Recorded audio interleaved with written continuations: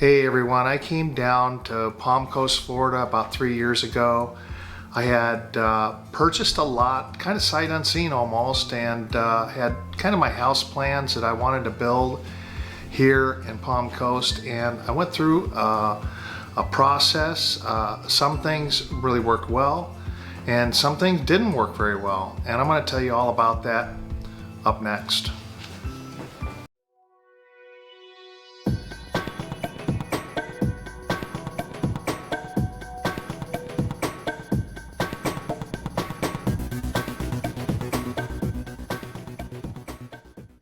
Hey everyone, I'm Bill Bishop and I'm with the Living in Palm Coast Real Estate Group. And if this is the first time to this channel and you're interested in learning about what it's like to live, work, play, and retire here in Palm Coast, well, hit that subscribe button, hit that little notifications bell, and you'll be notified of any upcoming videos we have about living and working and playing and actually relocating here. We hear from people all over the country, and we absolutely love hearing from people who are interested in moving to this northeast area of Florida, St. Augustine, Ormond Beach, all these areas. We're super excited. So with that being said, let's get into the 7 things that I came up with regards to buying a lot and coming to Palm Coast, or really, this is kind of pertain anywhere in Florida.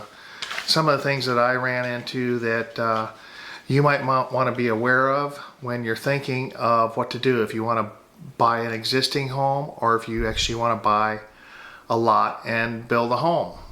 Number 1 was, and this is something that I recommend that everybody do, which is, if you do decide to move here, get your temporary housing lined up as far as renting a home or renting an apartment. And then prior to making the decision to moving down, we always try to encourage our clients to go on what we'll kind of set up for them, which is a self-guided tour. So we always encourage people who haven't been to the area to come in and maybe take a vacation rental or Airbnb and stay for a week or maybe even 2 and check out all the different neighborhoods. There's so many different options as far as the types of neighborhoods that you can live in, the types of communities, whether it be a gated community or possibly you want to live on one of the canals where you can have your boat right in your backyard. All those things come into play, and you can't really get a sense of a neighborhood until you come down and visit it. So that's something we always encourage people to do. But the temporary housing thing, get that lined up ahead of time because it is getting more and more scarce here in town, and with a lot of people that are wanting to rent houses, for example, because it seems to me like a lot of people, bring that down, myself included, because I was guilty of this. I still have stuff in my storage unit right now that I wish I would have never brought down to Florida. So I cut my stuff way back, but I probably could have cut it even in half from there. Some of the things that I didn't need or want, I didn't really need to bring. And that kind of gets me into my second point, is figuring out what you really need to bring to Florida. And for example, I'm going to touch on a couple things. Furniture, for example. A lot of our clients will bring furniture down that maybe wasn't heirloom quality furniture, meaning that there's not a whole lot of value to it, but it was just, it was their furniture, so you brought it down. What I found with a lot of clients is that the furniture that you're bringing in from, say, northern states where you have maybe a little bit more traditional kind of style, when you come down to Florida, people tend to have a lot more wicker and a lot more Florida style type furniture, I guess. So that's one big thing. People end up giving their furniture away and buying new stuff a lot of times. So be cognizant of that. Do you really want to lug this stuff this far down here and then have to store it. So you're moving it once, you're storing it, and then you're moving it again.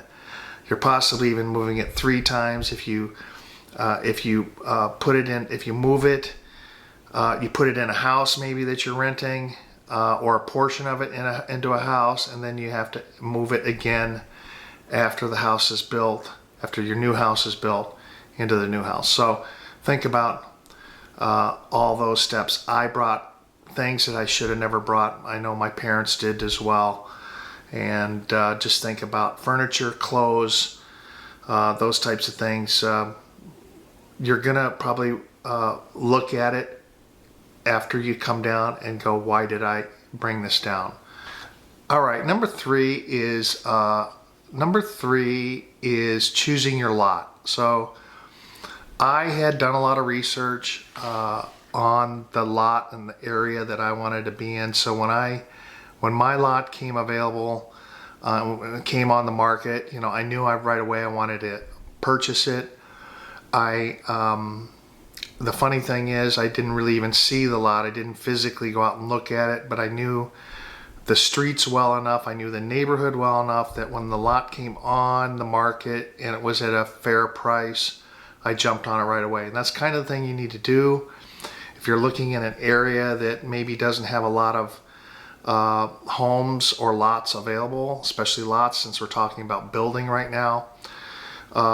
You need to be patient and figure out, what you're willing to spend, what the cost of your build is going to be, and then put those two figures together and figure out if you're going to be overpaying based on the types of properties that you're building in the neighborhood that you're building in. So we try to take all those kinds of things into consideration so that you're making a wise investment as well when you're moving and building a home.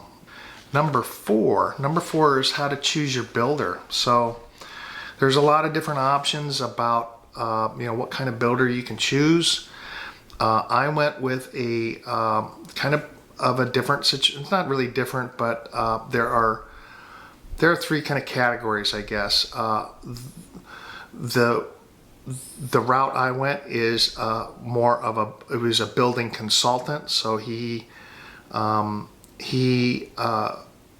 took charge of the entire build, and then I paid him a fee based on what the total price of the build costs. So for everything that he brought to the table, we kind of added it up at the end of the build, and then I paid him X amount for a consulting fee. And there are a few builders in town that kind of work that way. There's other builders as well that are in the communities. There's not a lot of deviation from the plans you can use there, like I said, but you get a really good value in those because they bought up these bulk lots. Now there are other builders as well that are local builders that have lots in their inventory. For example, they will go out and they'll buy 25, 30 lots around town, and they'll have those as lots that they can give a potential person who uses them as a builder. They will have maybe 10 or 15 lots that you can choose from. So if those lots meet your needs, and you can do it all with the one builder, his lot. He can say, we can get that lot, and then we can get the builder to build the house on that lot. Other situations might be that you have your own lot already, and you're just looking for a builder. And in that case, what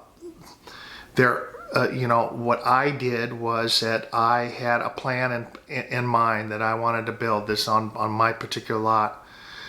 So what my builder did was that we met with his architect, or an architect that he knew. And I had, came up with a plan that I pulled off of the internet.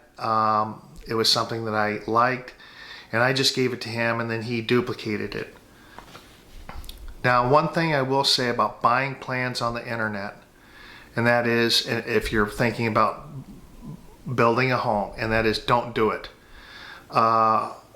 There's what happens is that these builders really need to use a local architect that is familiar with the way they do the permitting and the building process here, like for example here in Palm Coast. So even if I maybe spent $600-700 on plans that are sold through houseplans.com, for example, those would be no good. So don't buy plans. Even basically, you can take a photocopy of something you like, and when you come down here and you meet with the architect, they're going to take that and they're going to put it into a set of plans that the planning department will actually accept. So don't buy these super expensive plans off of houseplans.com and those types of things. Those really don't work. Just, if you have an idea, and you can just make a photocopy, because you're going to have these plans drawn up by the kind of a professional local architect. So keep that in mind when you're out, looking at different house plans and things that you maybe want to build when you move here.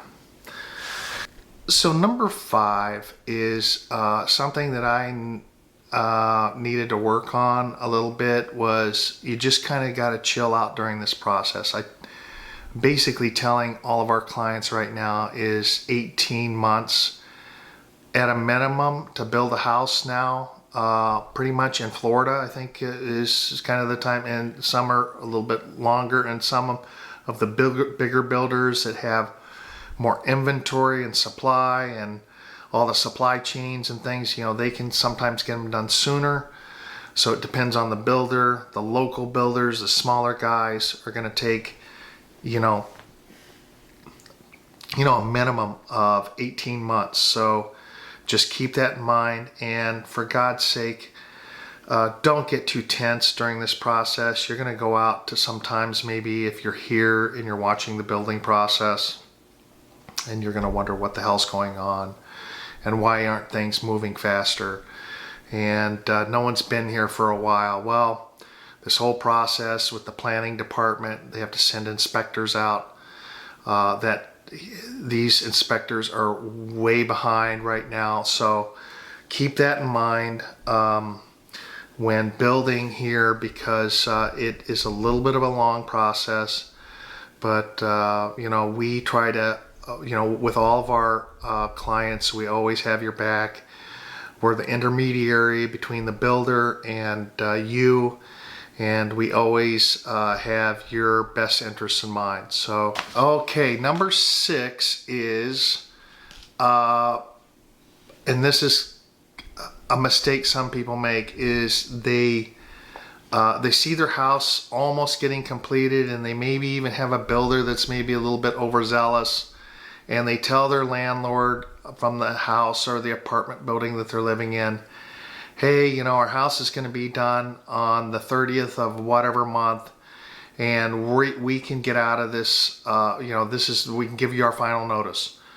Don't do that. It's much better just to pay it maybe an extra month's rent and have the completion of your home finished before you cancel your rent or get out of your temporary housing. And the reason is because closings on an existing home are pretty definite. When it says it's going to be on this date, that's when the date is. Building a home is a completely different animal. Who knows what can happen, especially at the end of the process. The city or the county or the inspector, whoever, can hold the thing up for whatever reason. And for that reason, I'd say stay in your temporary housing. Make sure that house has a CO, a certificate of occupation, before you decide to get out of your temporary housing. So that would be kind of point number 6, I guess. Point number 7 is one that I always recommend with any of our clients, and that is to get a 4-point independent inspection during the building process. It's not necessary if you really feel comfortable with a builder and they have a really good reputation, but with some of the builders that maybe we're not familiar with, or you're maybe sort of unsure about, I would suggest getting a 4-point independent inspection during the building process, where they look at it after the slab, after the framing, after the electrical and plumbing, and then upon the final. And have somebody come in and make sure that everything's good before you sign off on anything. And that's just a tip. I didn't do it particularly because I was here, I was looking over everything, and I was kind of checking things out, and I built and done a lot of flipping and rehabs in my time, so I kind of knew what I was looking at. But for somebody who's never built a house before, I would suggest maybe doing that. At least think about it. It's not hugely expensive. It's a little pricey. It's in the $750 to $1,000 range for somebody to come out there 4 times and do a write-up on it. But for some people, it gives them a real peace of mind, and we have a number of inspectors we can refer you off to make that happen. So that's it for our some of the things that I ran into when I came down here, bought my lot, built my little beach house, not really on the beach, near the beach, but something that some of the things really went smooth, and some of the things really didn't go smooth. And some days I would get up and I'd look at what was going on with the house, and I'd turn to my builder and I'd say, "God, man, this is great. You're doing a great job." And then sometimes I'd look at him and go, "What the hell is going on here? Why aren't people here? This is wrong. This is wrong. We got the wrong paint color. We got the wrong, wrong flooring showed up." All these things are going to happen during the building process. So just expect the worst and hope for the best. It's never going to be a seamless, easy process. So that being said, and I hope you enjoyed the video today. And again, we're getting calls from people every day about what it's like to live, work, play, and retire here in Palm Coast in the Northeast Florida area, and we absolutely love it. So shoot us a call, give us a text, send us an email, and we would absolutely love to hear and talk to you about this area and what it's like to move here. Also, hit that subscribe button, hit that little notifications button or bell, and get notified on all of our upcoming videos. And thanks a lot for watching today, everybody, and we hope you enjoyed what we put together. And until next time, bye-bye. Oh, and by the way, there are 2 other videos you might want to check out as well, and they're right here.